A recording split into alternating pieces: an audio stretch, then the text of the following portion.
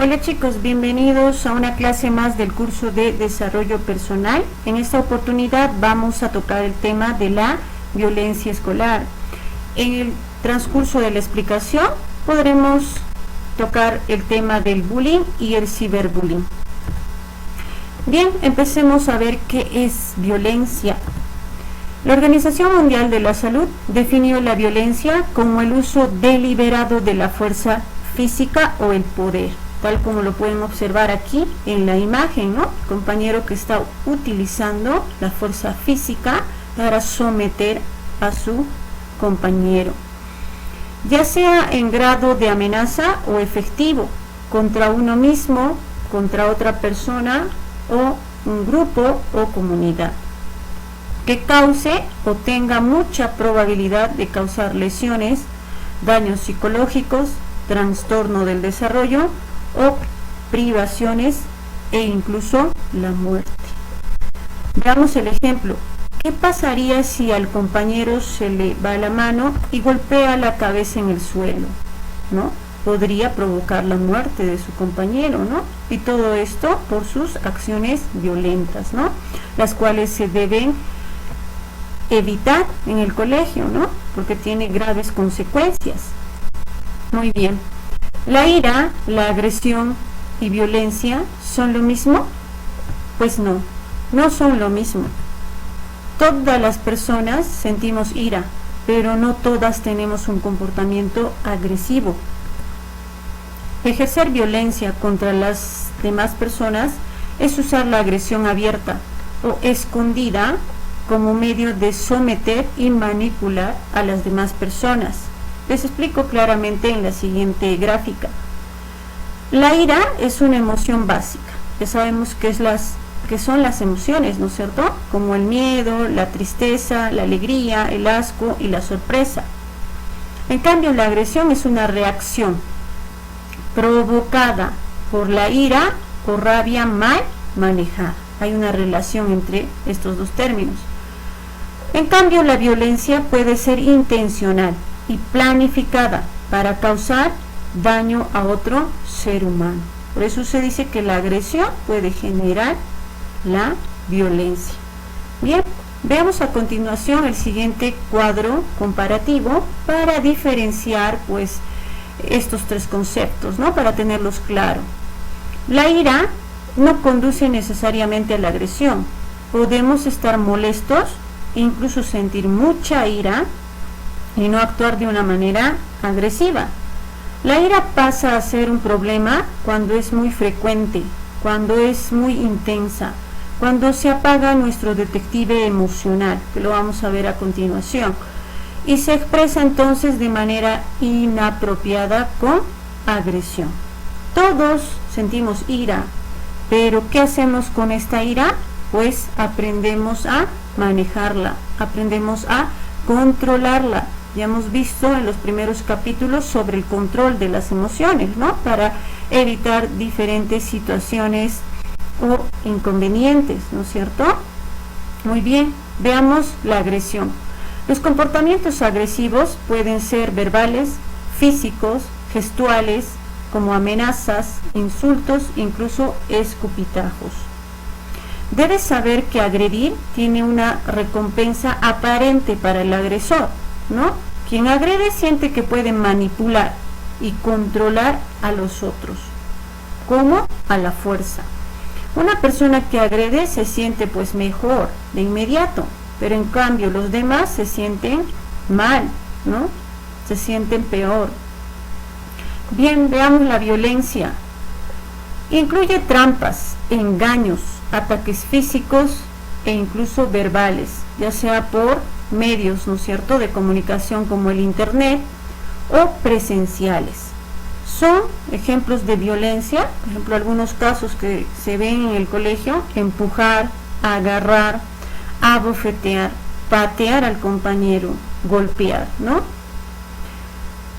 Casos de violencia mucho más extremas son, por ejemplo, amenazar con un arma o llegar a usar las armas para herir a alguien. Toda esta actitud de violencia está dirigida pues a someter a las personas. Sus consecuencias pueden llegar a incluir el daño físico, pueden causar traumas psicológicos e incluso la muerte, ¿no? Ya lo hemos visto en el ejemplo al inicio, pero también el daño social, como la imposición de una cultura de abuso de poder, ¿no? Y de daño hacia otras personas. Veamos cómo actúa el sistema nervioso en cuanto a la conducta agresiva. Nosotros contamos con un sistema nervioso que nos ayuda a regular la respuesta agresiva, ¿no? Gracias a estos circuitos de regulación que implican la producción hormonal frente a situaciones de estrés, pues se segrega esta hormona que se denomina cortisol. Además de mecanismos de regulación como el mecanismo respiratorio y cardíaco, así como partes específicas en nuestro cerebro, es posible que los humanos e incluso los mamíferos podamos controlar nuestros impulsos agresivos e incluso violentos. Por ejemplo, frente a situaciones muy violentas, se activa la amígdala cerebral, que está ubicada aquí, ¿no? Mientras que en situaciones de regulación se activa la corteza prefrontal, ¿no? En este momento, en esta situación de regulación, pues es que nace en nosotros un espacio para poder analizar la situación y plantear pues posibles soluciones o establecer un momento de tranquilidad para controlar nuestra conducta agresiva. Bien, ahora nos vamos a convertir en el detective emocional de las actitudes violentas. Dado que la violencia puede ser espontánea, puede surgir de un momento a otro y en muchos casos normalizada, lo mejor es nunca perderle la pista, ¿no es cierto? La violencia funciona en espiral y a veces lo hace porque el contexto mismo es violento. Si yo vivo en un contexto, en un entorno violento, pues me hará también a mí violento. ¿Cómo regularse cuando nadie lo hace? Es muy difícil, lo vamos a ver. Por ello, reconocer dónde aparece con más frecuencia y por qué razones es muy fundamental. Si sabemos de dónde viene la violencia, será más probable cambiar nuestra reacción a tiempo. Muy bien, fíjate a continuación en la tabla que podrías hacer, ¿no? Como detective emocional. Bien, veamos qué hacer como detectives emocionales. ¿Qué sucedió? Sucede que me sacaron el trabajo de la mochila. Entonces, ¿qué piensas tú? Que se han creído sinvergüenzas, me han robado mi trabajo, ¿no? Todo eso pasa por nuestra cabecita. ¿Y qué emoción sentimos? La ira, ¿no? Entonces, ¿qué harás? Respirarás, aprovecharás la pausa para pensar cuál es la mejor estrategia en vez de asumir responsabilidades o hallar culpables, ¿no es cierto? Muy bien. Veamos el otro caso. Sucede que mi papá no me deja ir al paseo. Entonces, ¿tú qué piensas? No puede ser, todo el salón va a ir y yo no, es injusto, mi papá es un abusivo, ¿no? Todo eso se viene a vuestras cabezas. Entonces, ¿qué emoción sientes ahí? La frustración. ¿Qué harás? Respirarás, aprovecharás la pausa para saber cuáles son sus razones. Quizá tu papá te quiere proteger, no quiere que te pase nada en el paseo, o quizá que aproveches tu tiempo para que puedas estar con él, ¿no? O de repente tienes un examen y lo mejor es quedarte en casa y no vas a ir al paseo, ¿no? A partir de ello, pensar en otras estrategias. Bien, veamos el tercer caso. ¿Qué sucedió? Sucede que entró Patricia y otras dos mujeres, dos chicas, hasta al equipo de fútbol, ¿no? ¿Y qué pasa con los chicos? ¿Qué pensamiento tienen? No es justo. ¿Quiénes son ellas para tener esas preferencias? Yo no podré meter ningún gol. ¿De qué sirve que yo sea el capitán? ¿No? ¿Por qué tienen que jugar mujeres en el equipo? ¿No? ¿Y qué emociones se te activan? La ira y la furia. ¿Y qué harás? Respirarás, aprovecharás la pausa para preguntar al profesor cuál es la causa o la razón de esa norma, ¿no? Habrá tenido un motivo, ¿no? Reflexionar que en la sociedad muchas veces las mujeres no han tenido facilidades para acceder a ese tipo de juegos y puede ser un mecanismo del profesor para la inclusión, para incluirlas, ¿no? Muy bien. ¿Cómo actuar frente a la violencia en el colegio? Lo ideal es tener cabeza fría, como dice aquí. Cuando la persona que está frente a ti tiene intención de agredirte, deja de replicar o discutir para que no crezca su agresividad o para que no se amplíe el conflicto o el problema. Mientras eso ocurre, te pones a pensar qué es lo que realmente quiere la otra persona. Si no estuviera tan molesto, ¿qué me diría? Esperas a que haga una pausa, ¿no? Y planteas, ¿y qué me sugieres tú? ¿No? ¿Por qué estás incómodo? ¿No? ¿Qué es lo que tú piensas? Cuando escuchas la sugerencia, le agradeces, ¿no? Por la sugerencia, te despides y te retiras, ¿no? Buscas una oportunidad para afinarnos, ¿no? Para afinar. Quien es agredido busca la afinación, ¿no? El que agrede también busca la afinación para poder disculparse, ¿no es cierto? ¿Y qué es la afinación? La afinación busca restablecer las relaciones después de algún roce, de algún conflicto o algún contratiempo que perturbe la convivencia, ¿no? ¿Cómo es la secuencia? Pido tiempo para hablar de la relación interpersonal, aclaramos el asunto para pedir disculpas, si el pedido es aceptado, se agradece y confirmamos la relación. Muy bien, veamos a continuación qué es el bullying. Es un tipo de violencia y agresión que se da repentinamente contra alguien y que se vincula con la intimación, ¿no? Aquí vemos, por ejemplo, un caso de bullying en una escuela, ¿no? En un colegio. El bullying ocurre cuando de manera intencional se rechaza, aísla, burla, ridiculiza, amenaza, chantajea o golpea repentinamente a una compañera o a un compañero, con la intención de hacerle daño o aprovecharse de ella o él, ¿no? Como están observando en la imagen. Muchas veces esta condición de acoso permanece oculta, porque quien la sufre no la denuncia, no dice nada a los profesores. ¿Por qué? Por temor a que los agresores tomen represalias, ¿no? Muy bien. Los tipos de maltrato o violencia que pueden presentarse en una situación de bullying son los siguientes.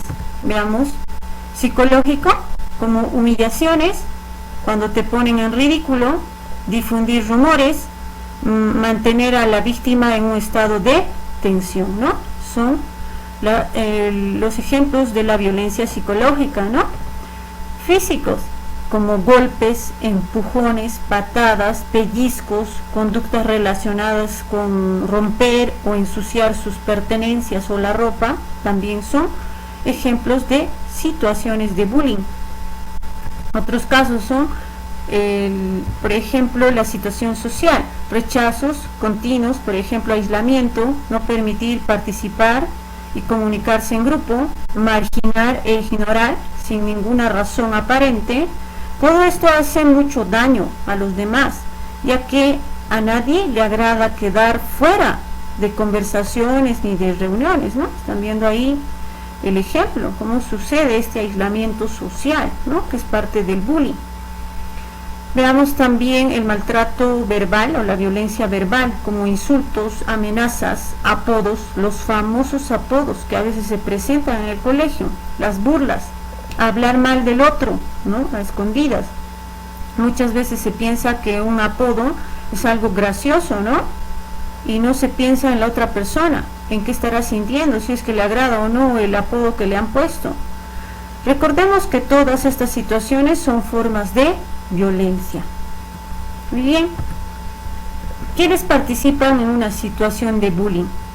Son 3 elementos. Primero está el agresor o agresora, ¿no? O pueden ser agresores también. Muchas veces pueden haber vivido u observado actos de violencia en su hogar, lo cual les ha ocasionado baja autoestima, ¿no?